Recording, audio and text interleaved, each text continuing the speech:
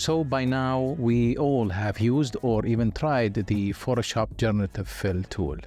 But did you know that you could have a simple sketch as a reference and bring it to life with Generative Fill? Let's see how it works. Okay, so I have this sketch here. It's obviously a very simple sketch. I have a snow here, and I'm looking from a mountain peak, looking at a mountain range.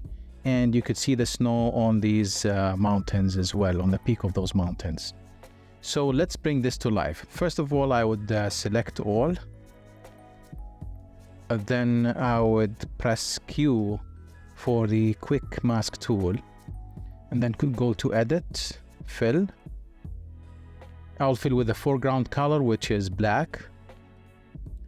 And as you can see, it's giving me an indication that there is a fill here. Then I would go to Edit, Fade Fill, and go down to 40%. Then click the Q button again to exit the quick mask mode. Click Generative Fill. I'm gonna paste my prompt here.